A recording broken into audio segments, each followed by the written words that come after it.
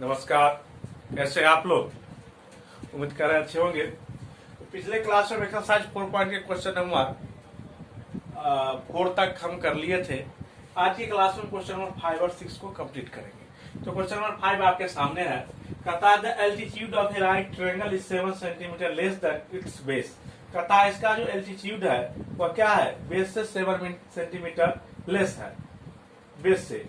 If the hypotenuse is 13 centimetre find the other two side. कहता है hypotenuse कितना है? 13। तो कहता है अदर जो दो साइड है, बेस और जो एक अदर साइड है, वो आपको क्या करना है? फाइंड करना है। नहीं तो आइए अब हम फाइंड करेंगे। क्या होगा? तो सॉल्यूशन देखिए आप।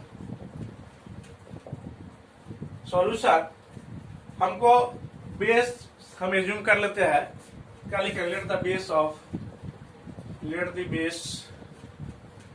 ऑफ राइट एंगल ट्रायंगल है ना, right triangle equal to x centimetre assume कर लिया। अब कहता है altitude of right triangle is 7 centimetre less than base. तो एल्टीट्यूड क्या हो जाएगा? Then the altitude of right triangle इसका क्या होगा? x minus 7 centimetre. नहीं, अब देखिए हाइपोटेनिया पाइथागोरस थ्योरम क्या कहता है? जो बेस का स्क्वायर और एल्टीट्यूड का स्क्वायर का जो सम होगा वह हाइपोटेनियस के स्क्वायर के इक्वल होगा। क्या होगा? फ्रॉम क्या लिखेंगे? फ्रॉम पाइथागोरस थ्योरम,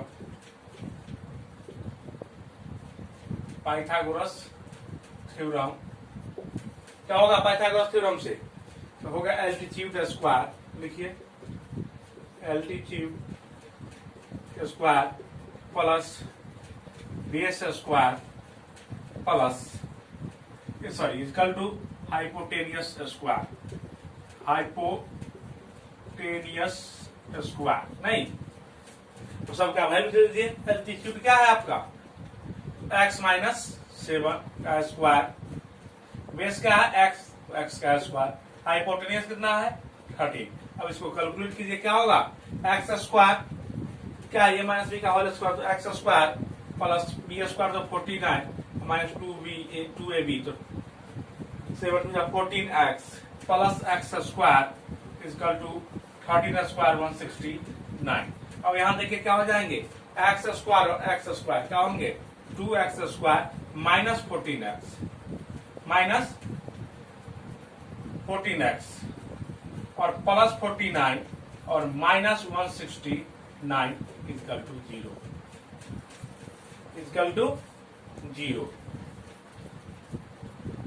क्या हो जाएगा? 2x स्क्वायर माइनस 14x और माइनस इसमें से सब्ट्रैक्ट दिए क्या होगा? 9 माइनस 9 0, 6 माइनस 4 2, 120 इक्वल टू 0।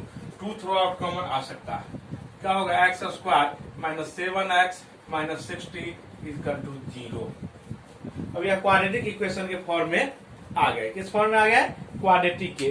अब हम क्या करेंगे? a और c को दो ऐसे टर्म में डिवाइड करेंगे जिससे उसको ऐड और सम कितना आ जाना चाहिए? 7। नहीं 7 आइए 60 क्या होगा? 2 से दीजिए 30, 2 से दीजिए 15, 3 से दीजिए 5। नहीं क्या होगा? 2 2 जा 4 2 जा 12 माइनस 12 प्लस 5 क्या हो जाएंगे? 7। तो क्या लिख सकते हैं इसको? x square minus 12x plus 5x minus 60 equal to 0। तो क्या हो जाएंगे? x कॉमन आएंगे दो टर्म से, x माइनस 12 प्लस 5 कॉमन आएंगे, x माइनस 12 इक्वल टू 0। अब क्या हो जाएंगे? x minus 12 into x plus 5 equal to 0। क्या होगा? आइदर x इक्वल टू 12 और x इक्वल टू माइनस 5। यहां से क्या हो जाएंगे?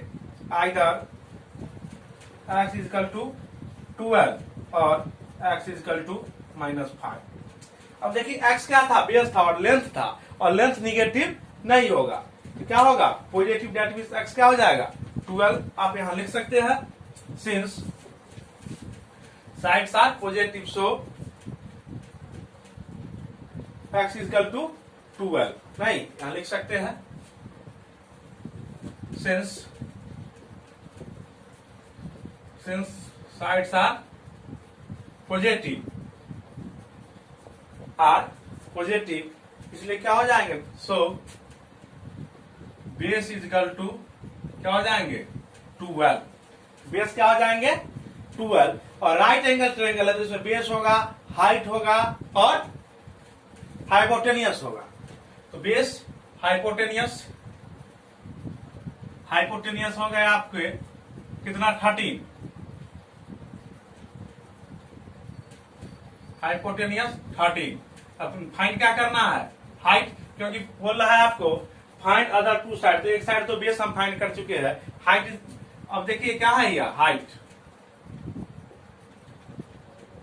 हाइट या यूं कहिए तो इसको परपेंडिकुलर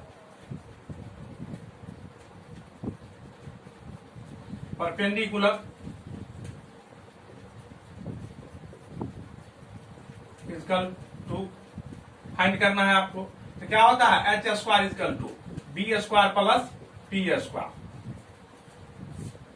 नहीं एच कितना है 13 स्क्वायर, पी कितना है 12 square plus p equal to 12 square plus p square. अब क्या होगा 169 equal to 144 plus p square. अब पी स्क्वायर से इधर आएगा तो क्या हो जाएगा, पी स्क्वायर इक्वल टू क्या हो जाएगा 169 माइनस 144, तो क्या हो जाएंगे 25।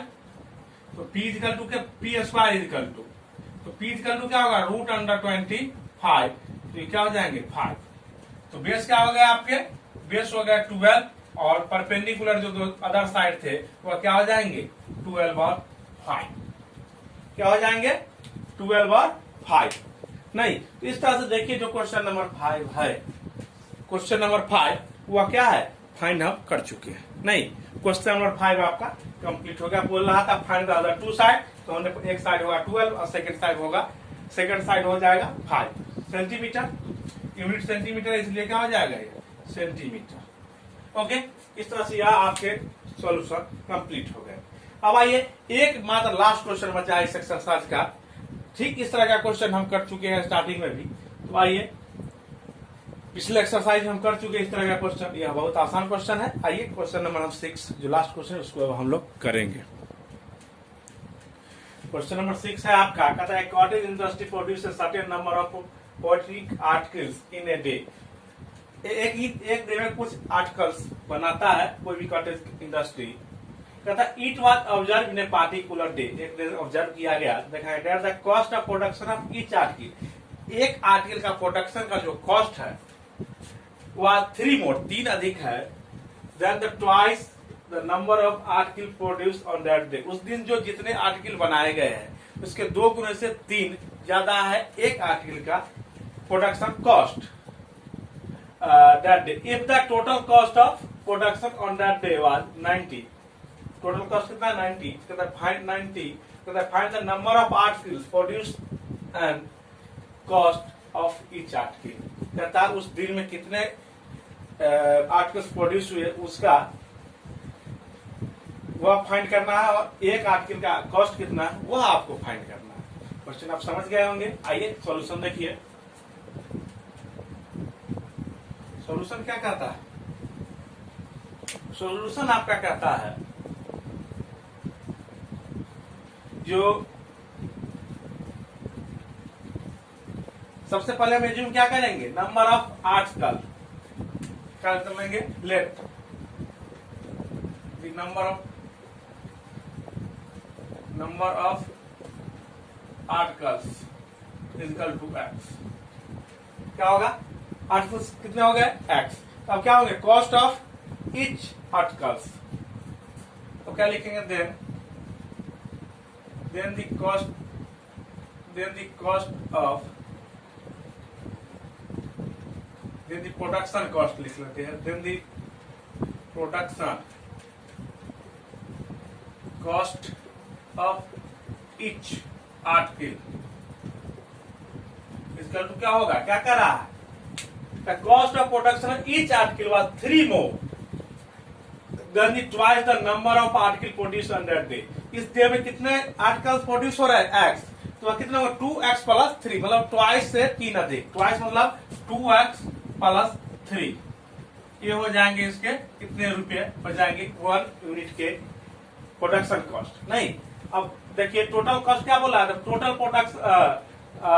Cost of production on that day was 90। Total cost कितना होगा 90। टोटल कॉस्ट कितना होगा, तो जितने यूनिट बने हैं, जितने आर्टिकल बने हैं उसका जब उसके एक के कॉस्ट से मल्टीप्लाई करेंगे, एक यूनिट के कॉस्ट से हम जब मल्टीप्लाई करेंगे टोटल आर्टिकल्स को, तो क्या होगा टोटल कॉस्ट हो जाएगा।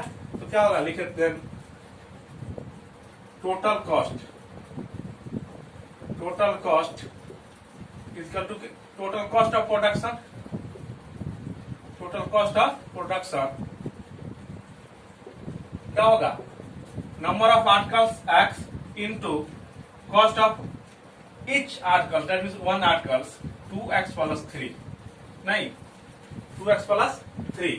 अब अकॉर्डिंग टू क्वेश्चन क्या करें, टोटल प्रोडक्शन कॉस्ट कितना है 90, तो यह किसके इक्वल हो जाएगा, x into 2x plus 3 equal to 90। इसको सॉल्व कर दीजिए, क्या हो जाएगा x 2x square plus 3x minus 19 equal to 0।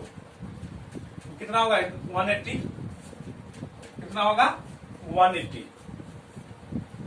और देखिए 15 और 12 इस दोनों को जरा देखिए मल्टीप्लाई किए 180 आएगा और दोनों का डिफरेंस क्या हो जाएगा, दोनों का डिफरेंस 3 हो जाएगा। तो ऐसा लिख सकते हैं हम 2x square plus 15x minus 12x minus 19 equal to 0। अब यहां देखिए क्या करेंगे हम, x कॉमन लेंगे तो क्या होगा 2x प्लस 15 माइनस 6 कॉमन लेंगे, तो क्या होगा 2x प्लस 15 इक्वल टू 0। देखिए दोनों टर्म में 2x प्लस 15 कॉमन, तो क्या आ जाएंगे 2x प्लस 15 और यहाँ क्या हो जाएंगे x माइनस 6 इक्वल टू 0। अब दो नंबर का प्रोडक्ट है 0, तो आइदर दिस 0 और दिस 0, क्या होगा आइदर, क्या लिखेंगे either 2x plus 15 equal to 0। क्या मिलेगा आपको 2x इक्वल टू माइनस 15, नहीं तो x इक्वल टू क्या हो जाएगा माइनस 15/2।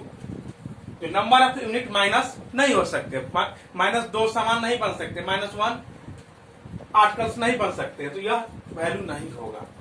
और x माइनस 6 इक्वल टू 0, तो क्या हो जाएगा x इक्वल टू 6। अब यहां लिख सकते हैं since number of articles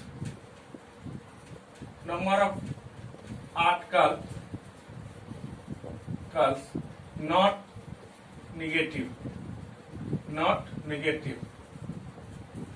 negative, इसलिए क्या होगा, सो